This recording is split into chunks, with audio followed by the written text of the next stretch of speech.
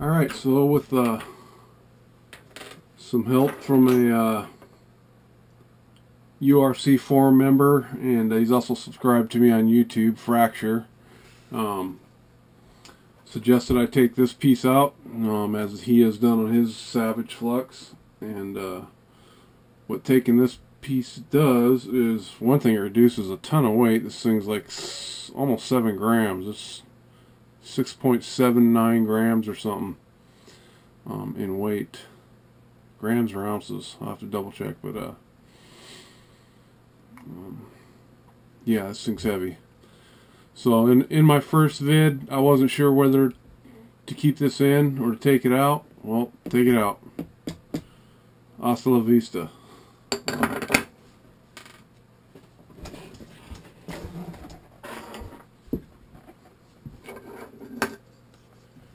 Here's where it went. Right inside of there, underneath the motor. This is the old motor mounts, part of the old motor mount system. What this does, also does, the other thing, is it allows you to get to your center diff. You pull the four bolts on each side, then this whole center thing can slide up and down, and you can remove your drive shafts like that, and you can literally pull the whole thing out and access your center diff, change pinions, you know, adjust gear mesh, slide it back in, pop your full bolts in, you know, your drive shafts and your full bolts, and you're good to go. So that's what that does. By removing that, you can get to this whole thing. Look at that. So yeah, cool factor times 10. So this was huge. This was can't believe I didn't see that yesterday, but I just didn't when I was putting it back together. I just thought for sure this needs to be in there for structural integrity, in case so you don't screw up your chassis. So I thought it was also part of the bracing system. But like he said, these TCS crawler chassis, they got a good warranty. You bend it, you return it, they replace it. As far as the stock chassis goes, I'm not going to suggest you pull it. I'm going to suggest you do it the hard way, but it's up to you. You can pull it if you want on the stock chassis. Just be wary that you may crash and bend your stock chassis, and then you'll end up having to buy one of these. But no big if you do. It's better to get one of these anyways. Most people do anyways. So yeah.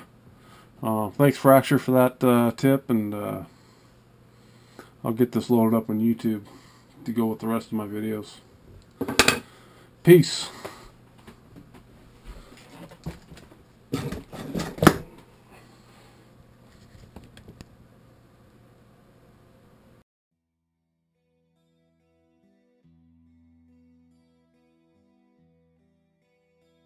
Okay, we were just talking about whether I was going to be using the top holes or the bottom holes.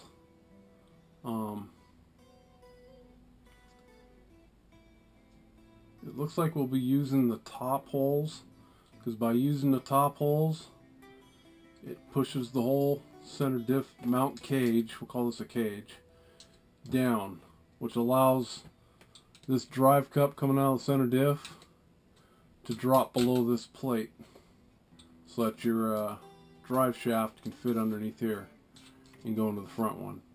I think if we use the bottom hole, it lifts this whole thing up and would put this, right now it's in the position to where you would be using the bottom hole, and as you can see, this would be hitting the drive cup. So by dropping it that much down, by using the top hole, it's going to drop it just enough to get it down in there.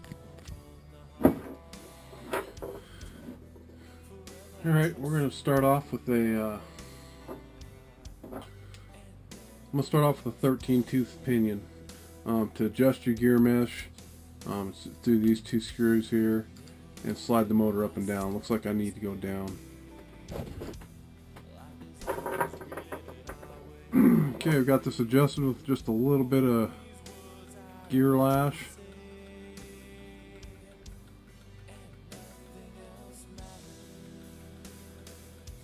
Hopefully that'll be fine.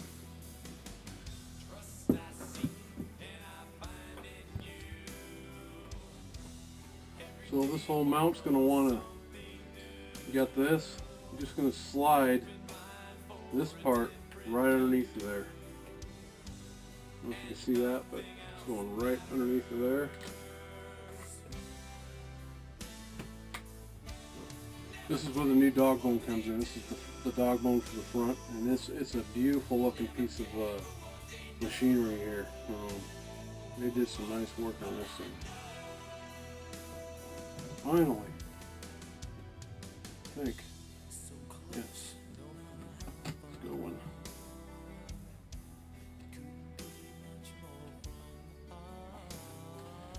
First screw installed.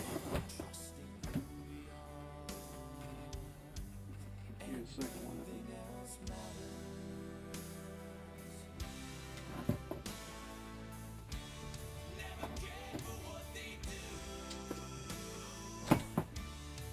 Screws don't want to stay on the fucking driver is the problem.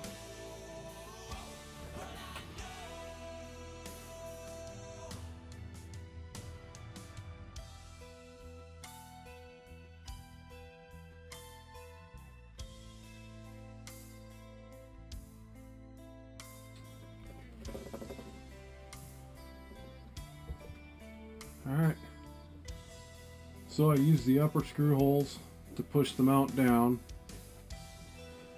and that gets the that gives us clearance. I don't know how well lit that is. Okay, yeah, you can see it gives you clearance right underneath of there. If we use the bottom holes, find something to point out. We would use these bottom holes here to mount to the plate. It would have pushed this center diff cage up. It would have shoved this drive shaft into the bottom of this support bracket. Now this is the old motor mount plate, but yeah, it would have shoved the drive shaft right into that. So yeah, pretty nice. I'm liking this a lot. This is just cool, too cool for school. And look at that. Look at that. God, I wish I had a matching one for the rear. Of course, it'd be too thick, it'd be hitting the plate, but that is beefy, man. That is beef mode. Thick, big, nice machinery. Look at that. That's got cool written all over it.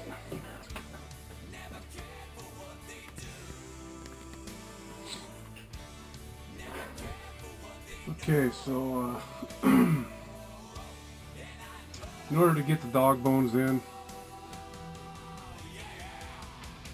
I haven't found a way to do it without taking off the front and the back of the vehicle. You know, literally taking it off the chassis.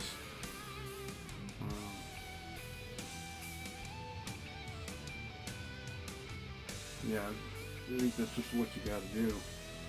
Unless someone out there knows of an easier way, another person that has this,